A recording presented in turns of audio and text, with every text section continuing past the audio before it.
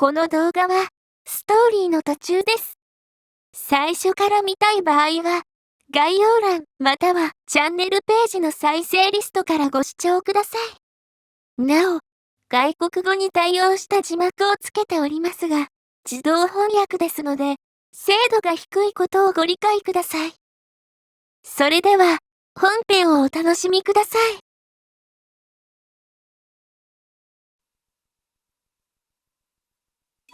おー。ここで終わりそうな気もしたけど全然終わらんのや。へえ。もう朝か。昨晩は頭痛を覚えたものだからベッドでぐっすりと寝ていたな。とにかく昨日の夜はじっくりと休んでいた。久しぶりに浴槽に浸かって体を癒したり、溜まっている洋服を洗濯したりと、俺にしては珍しく生活感あふれることばかりしていた。爽快な朝だ。頭も異様にすっきりしている。秋元氏は俺が何らかの精神病を患っていると勘違いしているようだが、そんなわけないじゃないか。学園に行くとしよう。兄さん、おはー。おう、カノン。なんだ、迎えに来てくれたのか。うん、一緒に学校行こうと思ってね。おうおう、いいぞいいぞ。半歩詰め寄ってきた。なんだ。兄さん、なんか機嫌いいね。そうかもな。なんでさあな。詰まっていた仕事が片付きそうだったからかな。東区の地上げ、ようやく目処がついてきた。で、あれ待て。何が目処がついてきただ？大した展開もないじゃないか。どうしたの？考え事？椿に近づいて椿の過程を探ったまではいいが、それからどう動くべきかは決めかねていた。まあ家庭の事情が分かっただけでも目処がついたと言えなくもないか。なんかまた不機嫌そうな顔してるよ。悪い。どうも寝ぼけてんな。俺たちは並んで歩き出した。兄さん、手つないでこう。アホか。誤解されるだろうが。何誤解って。兄貴と妹が付き合ってるとか世間的にどうよ。別に付き合ってなくても手ぐらいつなぐよ。私、カナダ行った時もいろんな人といっぱい握手したよ。ここは外国じゃないんです。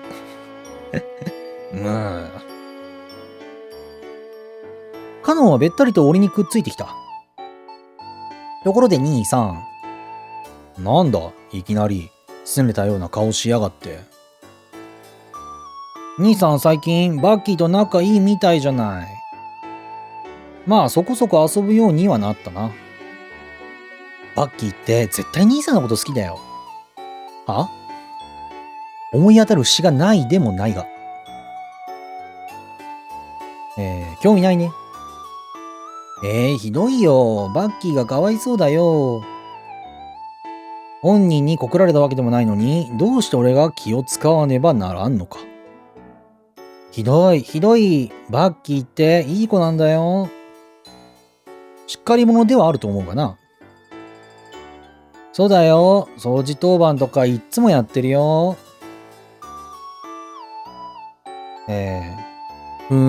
クラスのみんなに押し付けられてるのか？よく知らないけど、ニコニコしながらやってるから押し付けられてるってことはないんじゃないかな。いや、椿なら押し付けられた仕事も笑ってこなすだろう。それよりテレビはどうだ？忘れっぽい兄さんに関してはよく覚えてるね。いつなんだ？時間が合えば俺も見たいし。あさってだよ。マジで？近いな。なんか前々からずっとオファーは来てたんだって。のんちゃんが忘れてただけ。忘れるなよ。テレビ局の人に迷惑がかかるだろう。だってスケートリンクの偉い人が勝手に決めたんだもん。出たくないのか？これでまた人気者だよ。無邪気なもんだな。こいつがずっと無邪気でいられるよう金を稼いでやらなきゃな。カノンも金があったからフィギュアスケートなんて金のかかるスポーツに打ち込むことができたんだ。あ、廊下で白鳥とすれ違った。やあやあ。カノンは白鳥と大して交流もないくせに慣れ慣れしく手を振った。おはよう白鳥。おはよう浅井くん。めちゃくちゃ敵意むき出しやねん。どういうわけか、ただの朝の挨拶とは思えないほどの緊張感があった。なんだよ、そっけないやつだな。あなたこそ。はあ？昨日も無視したでしょ？昨日？覚えてないならいいわ。何怒っているんだ？どうしたの？なんでもない。どうやら俺は白鳥に嫌われているらしい。そうなの？白鳥。白鳥。別に。兄さん、いい人だよ。カノンにはゴンゾーの仕事を少し手伝うこともある。と話した程度だ。まさか椿の家族を家から追い出そうとしているだなんて夢にも思わないだろう。白鳥はカノンを見据えた。そう、それでいいんじゃない？ややって口を開いた。それから白鳥とか慣れ慣れしいこと言わないで。さって言った。いやー、見てるこっちがむずがゆくなるくらいの強気っぷりっすね。突如タイミングを見計らったように、教室から宇佐美が顔を出した。あれはひどいツンですよ。何やらうなずいている。のんちゃん怒らしちゃったかな？あまり気にするな。俺たちは教室に入った。ファンキーのプリン買えないよね。夕方に行くと並んでるからね。栄一はいつものように女子と戯れていた。でも僕、お店の人と知り合いなんだ。なになに、エイちゃんまた嘘ついてるのか？カノン。いつも通りの朝だった。椿はいませんね。そういえばそうだ。珍しく遅刻みたいだな。いや、珍しいどころか、俺の記憶が正しければ初めてだ。浅井さんは忘れっぽいので信用なりませんが、確かに妙です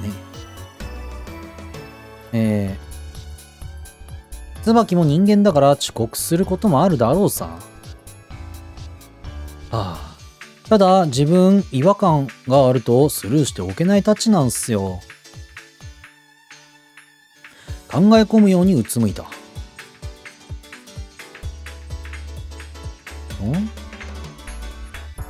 みんな、私テレビ出るよ。テストじゃなかった、テレビやった。カノンが両手を上げて大騒ぎしていた。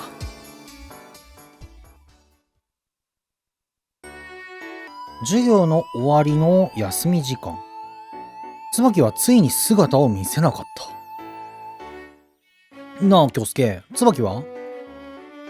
俺も変だなと思ってたところなんだ。おいおい、てめえ、しらばっくれてんじゃねえよ。は？どうせおめえが昨日遅くまで椿に、ギュッポしてたんだろうが。なんかすごいな、この三下感すごいな。でもこの三下がおらんかったら、多分題材的に気持ちがすごい鬱展開に行くから、そういうことなんやろうな、きっと。道化ってのはいつの場面でも必要よ。違うのか？確かに俺はチャロウくんだが、さすがにまだ手は出していないぞ。どうだかね、畜生、俺もギュポしたいぜ。しかしどうしてここまで、なにこれ、心が曲がった人間が、少年か。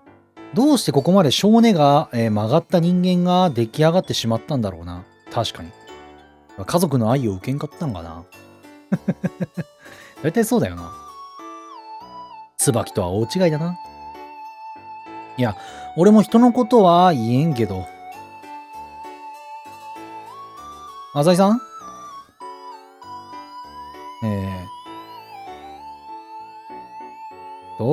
宇佐美がのそりと現れた。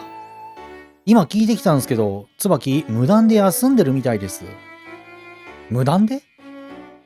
おかしくないですか？おかしいな。まったくだよね。一体誰のせいなんだろうね。電話してみてもらえませんかね。電話番号知らんぞ。携帯も？あいつは携帯持ってないんだ。はい、僕提案。なんだよ。これから椿ちゃんの家に押しかけるってのはどう？授業はサボるのか？学園は出れる時に出ておきたいな。ひとまず電話してみましょう。番号は先生に聞けばわかるはずです。あれ、浅井さん、番号は？やけに心配するんだな。ひょっとしたらただの寝坊かもしれないんだぞ。椿には借りがありますから。借り？ええ、アルバイトの件で助けてもらいましたから。ああ。意外と義理がたいやつなのかな。それにしても椿め、僧侶の分際で私の手を煩わせるなんて。もし何事もなかったらギュッポギュッポにしてやる。じゃあギュッポギュッポと電話しよう。こいつらギュッポギュッポって言いたいだけじゃひどいな。先生から電話番号を教えてもらい早速かけてみた。お？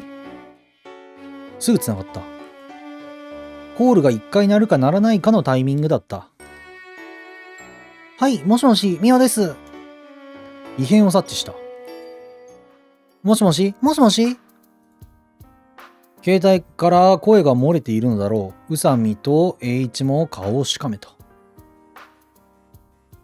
俺は静かに言った。京介だ。何があった？あ、浅井くん？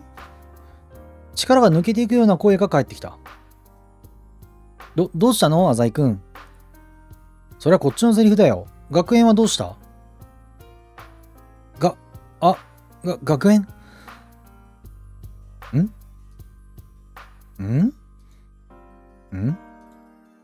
学園、そっか。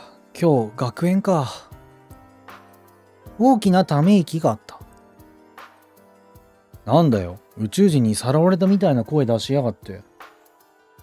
絵手吉さん、浅井さんの例えってギャグなのかそうなのかよくわからない時がありますよね。だよね。半滑りだよね。秋でごちゃごちゃうるさいな。何があったんだ？何があったのかとは聞かない。何かあったのかとは聞かない。何かあったに決まってる。何が？とぼけんな。貧困法制、成績優秀、才色兼備な椿ちゃんが学園を無断で休むなんて何かあったとしか思えないだろう。椿って、クラス委員で生徒会長なんすよね。そうだよ。たまにすごく忙しくしてる時あるから生徒会長なの。なんか真面目を絵に描いたような設定っすよね。なんか腹立つわ。椿はまたため息をついた。なんでもないよ。ちょっと風邪ひいてるの。風邪？どうして連絡をしない？それはたまたま。忘れて。何話してんすかね。気になるよね。おい、椿、何隠し事してんだよ。隠し事してないよ。ごほ。泣きたくなるくらい下手くそな演技の、空好きだった。これあれっすよね。これがギャグシーンだったら、聴診器みたいなのを浅井さんの携帯に当てることで、自分も椿の声聞けますよね。宇佐美さんってたまに頭悪いよね。俺は声のトーンを落とした。本当に大丈夫なのか？うん、平気。ごめんね。先生にはこれから連絡して謝っておく。ラッチが開かなかった。そうか、椿は俺を信用してないんだな。ぶっきらぼうに言った。え？困った時はお互い様だろ？どうして話してくれないんだ？友達だろ？簡単だった。ごめん。椿のように純真な少女は友情とか信頼とかいう言葉にすぐ揺れる。話してくれよ。俺とお前の仲だろ？電話の向こうで椿の両親を痛めた顔が目に浮かぶようだ。ごめん。家族の問題だから。家族の？どうも腑に落ちない。家族の問題といっても椿は例えば家の立ち退きの話はしてくれたじゃないか。つまりそれよりもっと重い問題が発生しているということだ。言えないよ、こんなこと。家族の誰かが亡くなったのか？いや、それならそう言えばいい。何か俺の想像の範囲外のことが起こっているに違いない。非日常的な何かが。そろそろ休み時間終わるよ。俺は最後のつもりで言った。もう起きるぞ。最後に聞くが、助けがいるか？椿は答えなかった。答えないが、向こうから通話を切るつもりはないようだ。これはつまり、助けを求めている、いない。うわー、これルートの分岐だよな。一応まあ、多分この、体験版2は、椿のルートを丸々やるかどうかわからんけど、椿のあれをやるから、それを考えれば、まあ求めるでいいのかしらね。じゃあな。あ。電話を切るとほぼ同時に、授業開始のチャイムが鳴った。どうでした？どうだった？俺は思案した後に言った。とりあえず椿の家に行く。要するに椿の身の回りに何かが起こっているというわけですね。ああ、椿が壮絶に、困るような事態が起こっている。授業はいいんすか？どうでもいいだろ。さすが主人公属性持ちだぜ。こいつのセリフ読み上げるのなしにしようかな。空気が壊れる。わかりました。自分も行きます。本当はサボりみたいな真似はしたくないんですが。別に来なくてもいいぞ。いえいえ。宇佐美は愉快そうに髪をかき上げた。しかし浅井さんも普段は冷たそうにしてますが、中身はお熱い人ですね。何ニタニタしてるんだ。とっとと行くぞ。こいつらは何も分かっていない。椿の身の回りに何かが起こった。まず真っ先に思いついたのは、あの土地をめぐってのトラブルに巻き込まれたということだ。俺はあの土地の利権を握っている一人の人間としていち早く駆けつけ、状況を把握したいだけだ。3人で電車に乗って東区までやってきた。椿の家はこの近くだったはずだ。何か暴力沙汰が起こっているのなら慎重に様子を伺わなくてはな。椿ちゃん、クソだな。と思ったら栄一が声を張り上げた。おいおい。会いに来たよ。そのままの勢いでチャイムを押した。束の間の静寂があった。椿はさっきまで家にいたんすよね。ああ、出かけたのかな。とにかく何やらやばそうですね。宇佐美は窓の外を指さした。ちょっと。家の窓か。カーテンが閉まっています。なるほど。こんな昼間っからカーテンを閉めなきゃいけない事情があるんだろうな。宇佐美の注意力に感心していると、不意に家のドアが開いた。みんな、青い顔をしていた。家にあげてもらおうか。ここまで来させておいて嫌とは言わせんぞ。別に来させられたわけではないが。大丈夫だよ。何でも僕に相談してよ。その代わり肉じゃがご口そうして。そういえばこいつが甘いもの以外をねだるなんて珍しいな。椿家の肉じゃがはかなりうまかったのかな。ありがとう。とにかく入って。今にあげてもらうとすぐさま親父さんが顔を出した。君たちか。どうしてこんな時間に一家の大黒柱が働きに出てないんだ。自営だからか。それにしても何か妙だ。今には椿と親父さんと子供たちがいた。母親はいない。お母さんに何かあったのか。ああ、お母さんは寝室で寝込んでるよ。宇佐美を見た。鋭い目つき。辺りを探るように見回している。椿の容体を心配してくれてありがとう。でも、もう帰りなさい。学園はどうしたんだい。親父さんの言葉もあからさまにぎこちない。電話の前に椅子を引いて、どっしりと座り込んだ。あれだけ騒がしかった子供たちも今は静かなものだった。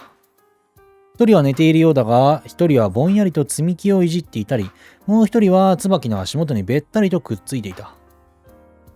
活気がまるでなかった。あれ？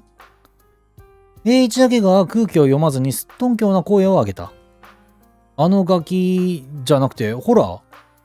栄一に同調するように宇佐美もうなずいた。おととい探してた子がいないけど。ひろあきは今保育園だよ。ひろあきに何かあったのか。それを口にしようとしたとき、宇佐美が静かに言った。ひろあきくんだけが保育園？確かにひろあき以外の子供たちはここにいる。椿、帰ってもらいなさい。お友達には関係ないことだよ。わかってるよ。でも。お父さんどうしてさっきから電話の前を離れないんですか？何？お母さんはどうして寝込んでしまったんですか？どうして子供たちは暗い顔をしているんですか？どうして事情を話してくれないんですか？はるちゃん。椿、息を飲んだ。まさかの可能性が頭をよぎった。誘拐されたんだろ？お父さん、あなたは犯人からの電話を待っているんですよね。お母さんはショックで寝込んでいるんです。あなた方は警察にもまだ連絡してないし、犯人に連絡するなと言われているんでしょ？どうしていいかと法に暮れているんですね。椿は泣きそうな顔になった。昨日のことなの。おい、椿。私がもっと早く保育園に迎えに行ってあげていれば。昨日というと、俺とコーヒーを飲んでその後か。私が保育園に行ったら、もうひろあきは帰ったって言われて。椿、もういい。お前のせいじゃない。ひろあきは保育園から一人で帰ることあるの。前にも、私の迎えが遅れて一人で帰ったことあるの。迎えが遅れたのは俺のせいでもあるな。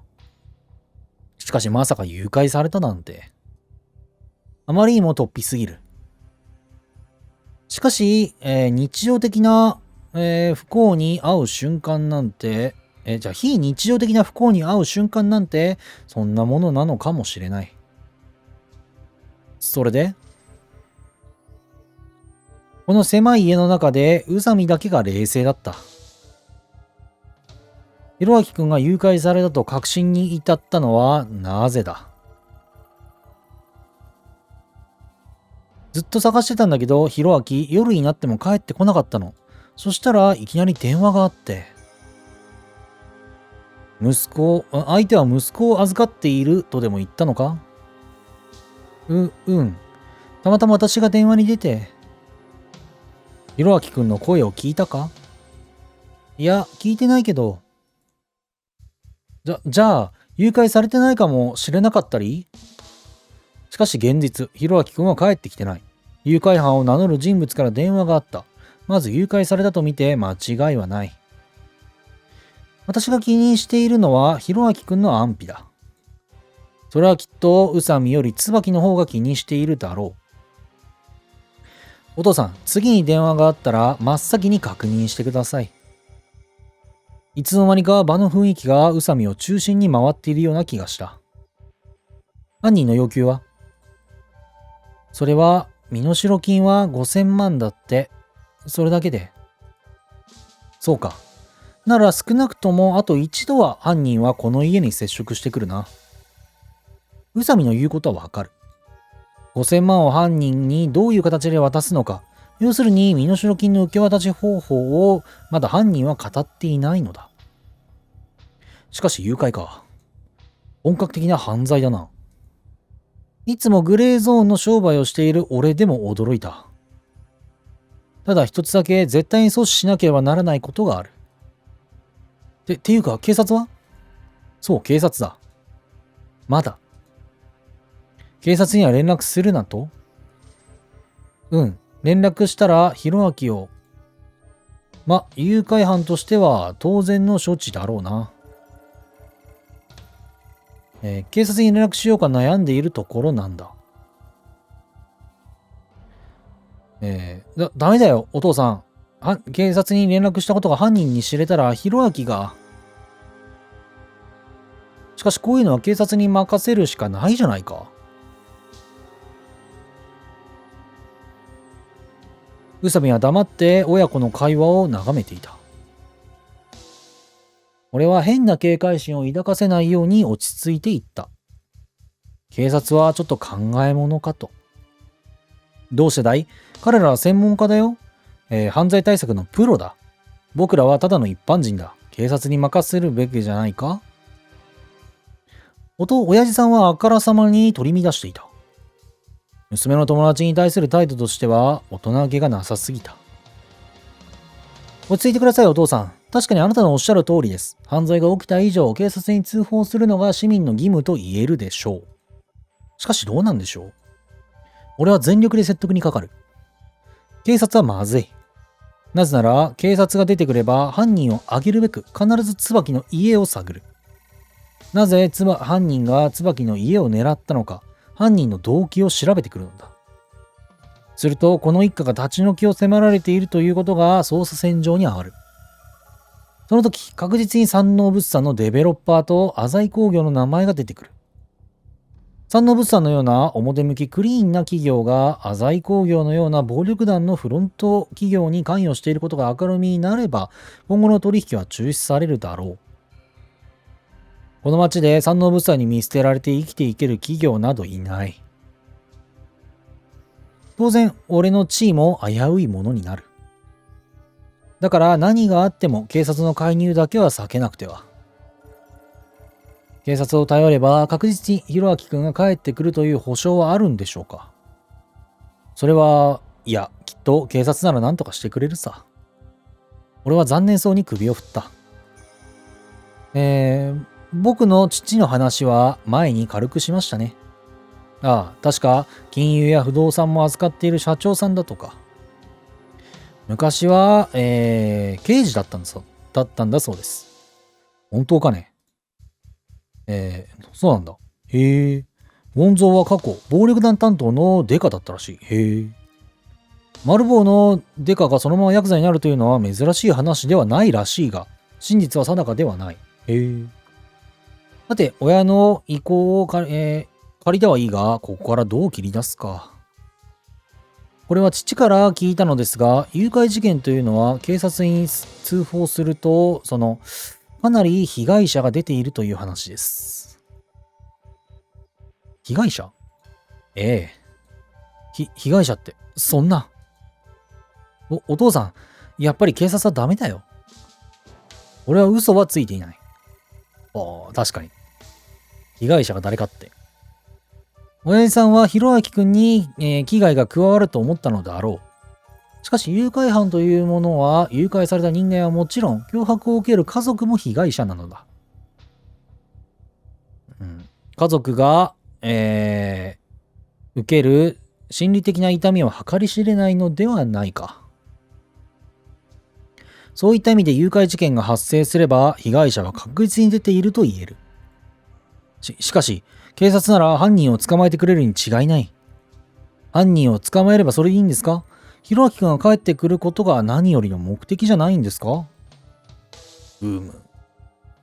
親父さんは頭を抱えた。しかし浅井さん、なんだ？警察に連絡しなければひろあきくんが帰ってくるという保証もありませんよ。確かに。警察の介入にやたらこだわっていらっしゃるようですが。いや、俺のパパが元警察官だからな。ちょっと出しゃばってみただけだ。そうっすか。宇佐部は瞬きもせず俺を見据えている。まず疑っとるね。誘拐事件における警察の犯人検挙率は 95% だそうです。残りの 5% も特に身代金を奪われたというわけではありません。つまりこの国で警察を相手にして身代金奪取に成功した犯人はいないということです。こいつなぜそんな知識を？何が言いたいんだ？警察を頼れば少なくとも身代金はほぼ確実と言える可能性で返ってくるということです。5000万か。つぶやいた時、ひらめきが訪れた。あまりにも悪魔的な発想。貸してやろうかって話か。しかしこれで椿の家を奪うことができる。どうしました浅井さん。いや、落ち着け。俺はめまいを覚えたふりをして軽く頭を振った。ところで宇佐美。はい。宇佐美はさっきからずっと俺から目をそらさない。誘拐事件についてもう少し詳しく知りたいな。はい。お前はさっき少なくとも身代金はという言い方をしたな。はい。それはつまり、身代金は返ってくるが犠牲者は出ているという解釈でいいのか？鋭いですね。瞬間、宇佐美の気配があからさまに変わった。俺と栄一が職員室の鍵を盗んで、それを追求してきた時も雰囲気は違ったが、その比ではない。もっと荒々しい、殺気じみたものすら感じた。浅井さんのおっしゃる通り、犠牲者は出ています。戦後から現在まで通算で約180件の身代金誘拐事件が起こっています。そのうち被害者の数は30人以上です。30人2割方の確率で人質は命を落としているということになるな。そんな、やだよお父さん、絶対ダメだよ。そうだな、2割とはいえ、弟の命がかかってるんだからな。先ほどのひらめきが頭から離れない。抵抗感はある。しかし、誘拐犯にはぜひとも5000万円を奪ってほしい。せやな。5000万円は大金だ。この家にそんな貯蓄があるとは思えない。ならば、銀行の類から金を借りるしかない。その時、きっとこの土地を担保にせざるを得ないのだ。5000万円を、犯人が奪ってくれれば金は返せない。すると、椿たちは家を出ていくしかないのだ。そのためにも、警察に出てこられては困る。たださすがに抵抗感はある。俺は本格的な犯罪を肯定しようとしているのだ。日本で警察に知られることのなかった誘拐事件というものが発生していないとは限りません。海外では身代金誘拐を専門にした犯罪集団がいるそうです。彼らはプロ。被害者の家族が警察に連絡せず、身代金さえ都合がつけばほぼ確実に人質を解放するそうです。相手の出方を伺ってからもう一度検討してみるというのはどうでしょう。宇佐美はあくまで冷静だった。冷静だが、心の芯の部分で何かが激しく燃え盛っているようにも見えた。椿も俺と同じで警察に通報するのは反対派なんだな。うん、だって警察には連絡するなって言われたもん。椿は、卑劣な、誘拐犯の言葉すら真に受けているようだ。誠実さというものは時に愚かさでしかないといういい見本だった。とにかく君たちは帰りなさい。何にせよこれは家族の問題なんだよ。そういうわけにはいかない。俺のよこしまな心はこんなチャンスを棒に振ってなるものかとはやし立てている。お父さん、僕にも協力させてください。浅井くん。昨日、椿が弘明くんを迎えに行くのが遅れたのは僕のせいでもあるんです。それは違うよ。浅井くんは関係ないよ。いいんだ、椿。俺が、お前にコーヒーをおごってくれなんて頼んだからこんなことになったんだ。目を伏せた。それにお父さん、身代金はどうやって都合をつけるんですか？身代金？警察を頼るにせよ、5000万円は用意する必要があると思うんです。その大金、うちには。僕の父に頼んでみます。事情を話せば低金利でお金を貸してくれると思うんです。もちろん、担保としてきっちりとこの土地を抑えさせてもらうが。それは、言葉に詰まったようだ。身体極まったのだろう。親父さんはうめき声を漏らしながら何度もため息をついた。椿、俺に任せてくれないか。弘明君が誘拐されたことについて責任を感じているという言葉に嘘はない。相和連合の息のかかった消費者金融の中でも、なるべく善良な金貸しを選ぶつもりだ。浅井君、ありがとう。椿の目に涙が浮かんだ。親父さんも、もうそれ以上何も言わなかった。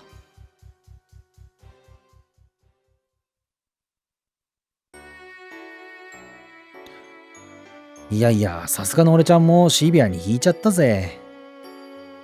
あの後犯人から新しい連絡があるまでひとまず解散となった。宇佐美とは東区の公園で別れた。帰り道、宇佐美は一言も語らず、ずっと何かを考え込んでいる様子だった。そういえばお前、さっきはずっとだんまりだったな。おいおい、俺くらい空気読める男になるとよ、なんつうの、さすがに無駄口は叩かないっつうの。お前くらい空気を読まない男もいないと思うが、とにかくこの件は黙っていろよ。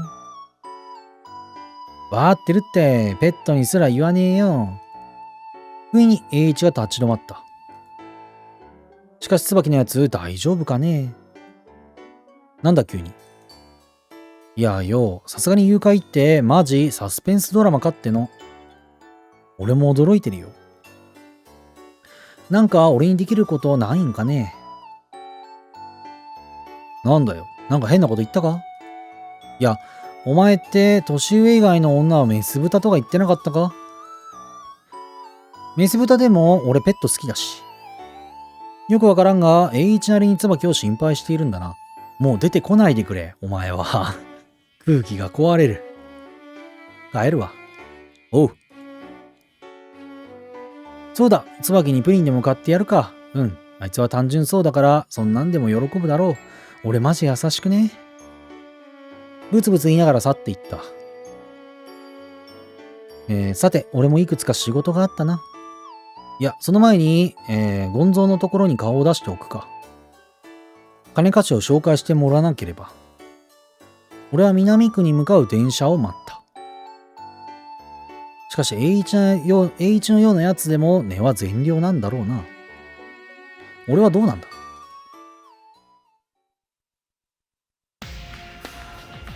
ゴンゾーの宅を訪れて、事情を説明していた。つまり三輪椿の一家が土地を担保に借金すれば全て丸く収まるというわけです。ですから、どこか5000万円をすぐ用意できるような町金を紹介してもらえませんか？ゴンゾーは俺の話にうなずきもせずどっしりと構えている。お父さん、いかがです？お父さん？重い口はずっと閉ざされている。から恐ろしさを覚え生唾を飲んだ。誘拐か。犯罪だな。ええ。警察に届けてもいいんだぞ。言葉とは裏腹に声には威圧的な響きがあった。通報すれば、県警本部から捜査一課は特殊犯捜査係の、刑事がやってくる。連中は誘拐対策のプロだ。誘拐ほど失敗の許されない事件捜査はないと叩き込まれている。すぐさま捜査本部が敷かれ、300人体制で捜査に挑むだろう。逆探知や音声解析などの技術的な進歩も目覚ましいし、何よりここの、県警は警視庁との連携もうまくいっている。まず間違いなく犯人は上がる。身代金も奪われることはないだろう。まるで警察の内情を直接見てきたようなことを平然と言ってのけた。ええ。ですから警察の介入は絶対に阻止したいのです。おお。身代金が奪われてしまえば一家は家を出ていくしかないのですから。言い切って暗い気分になった。いいんだな。何がです？犯罪を容認するというのだな。心の迷いを見透かされたよう。それは、誘拐は最も卑劣な犯罪だ。何の罪もない市民を人質に取り、理不尽な要求を突きつける。人質が5歳の幼児ともなればなおさらだ。ゴンゾーは何を言おうとしているのか。いいんだな、京介。ぞくりと背筋に悪感が走った。わかった。ゴンゾーは俺を試している。俺の良心を問い、優秀な家畜かどうかを試しているのだ。目の覚める思いだった。正直なところ抵抗感はあります。直後、都会のビル風のような不意の疾風があった。目の前で火花が散った。息が詰まり、急に何も見えなくなった。口の中いっぱいに酸味が広がった。力が入らない。体を維持する力が全身の毛穴から抜けていくようだ。頭に激痛が走った。髪を掴まれている。くだらん生き物だな、貴様は。底なしに冷たい目があった。善にも悪にもなりきれんのか。恐怖した。血液が氷結したのかと思うほど身が、萎縮した。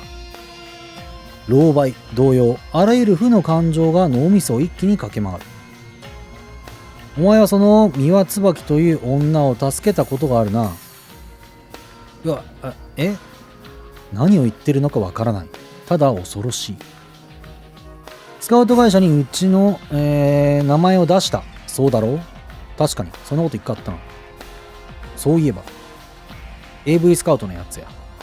恐怖にキレキレになりかけた意識の中で思い起こす。確か、椿がセントラル街でスカウトに引っかかったことがあった。